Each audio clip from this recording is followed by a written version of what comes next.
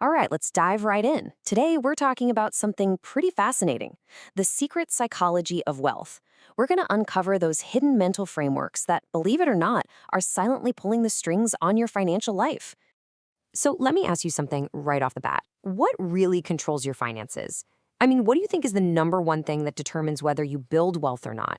Is it your job, the stock market, maybe the economy? Well, the source material we're breaking down today says it's none of those things. The most powerful force isn't external at all. It's internal. It's your subconscious mindset. Think about that. It's this preset way of thinking that has way more control over your financial results than any budget or investment plan you consciously make. And here's the kicker. When your conscious mind wants one thing, say more money, and your subconscious believes something else, guess who wins? Yep, the subconscious, every single time. Okay, so let's use an analogy to make this super clear.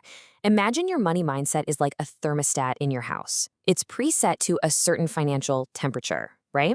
And your subconscious mind, well, its job is to do everything it can to keep you right at that temperature. If you get a sudden windfall, it'll find ways to spend it to bring you back down. So if you want to change your financial reality for good, you can't just try harder. You have to go in and actually reprogram that thermostat. And we're going to see how to do that by busting three massive myths that keep that temperature set way, way too low. All right, first up, myth number one. This one is a biggie: the belief that money is evil. You know, this idea that there's something kind of wrong or, I don't know, dirty about being wealthy. This single belief is a huge, huge barrier for so many good people. So here's this lie that we see a lot in our culture. It's the idea that being poor somehow makes you more holy or righteous, and that being rich automatically makes you wicked.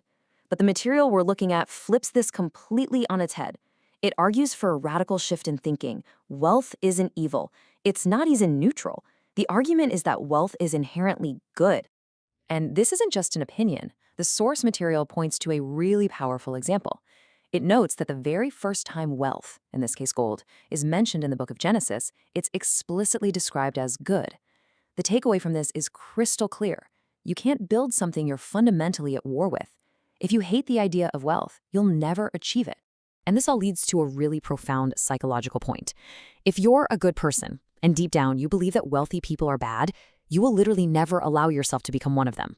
Why? Because you don't want to be something you despise. So your subconscious mind will actually sabotage your efforts. It's like it's trying to protect you from turning into this evil thing. It's a powerful self-defense mechanism that keeps your financial thermostat locked on a low, safe setting. Okay, let's move on to myth number two, and you'll see how these ideas all connect. This one is all about the purpose of money. I mean, think about it. What were most of us taught money is for? From the time we're kids, we learn you earn money so you can spend it, right? On things you need, things you want. And this is where we see a huge difference in how people handle money. Look at these three cash flow patterns. For the poor, money comes in and poof, it goes right back out on expenses. For the middle class, income comes in, but then it goes to liabilities. You know, things that take money out of your pocket every month, like a car payment. But now look at the wealthy. It's a totally different game. Income comes in and it's immediately directed into assets, things that put more money into your pocket.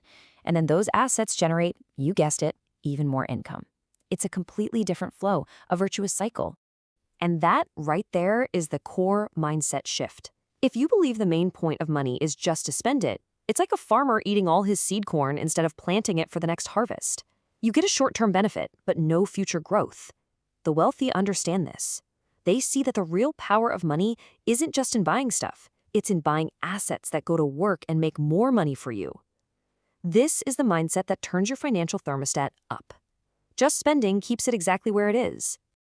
Which brings us perfectly to our third and final myth. This one is about how we pursue money in the first place. For most people, what's the game plan for earning a living? Well, for the vast majority of people, making money means one thing: trading time for a paycheck. You work an hour, you get paid for an hour. But what's the fundamental problem with that? You've only got so many hours in a day. There's a hard ceiling on your income potential, which means your financial thermostat is capped. But when you focus on building assets, you disconnect your income from your time. An asset doesn't sleep, it works for you 24/7, creating what is essentially unlimited income potential. Okay, take a look at this number on your screen. $81,000. Just let that sink in for a second. Any guesses what that represents?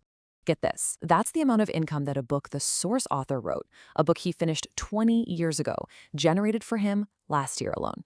Think about that. He did the work once, 2 decades ago, and that single asset is still pumping out income for him today. That is the incredible power of building an asset versus just selling your time.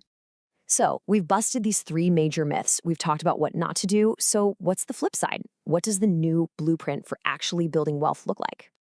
It really all comes down to reprogramming that financial thermostat with three new, powerful core beliefs.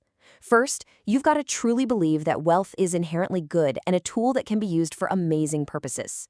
Second, you have to start seeing money not just as something to spend, but as a tool for multiplication, something you use to acquire assets. And third, shift your focus. Instead of just selling your limited time, pour your energy into building assets that can pay you over and over and over again.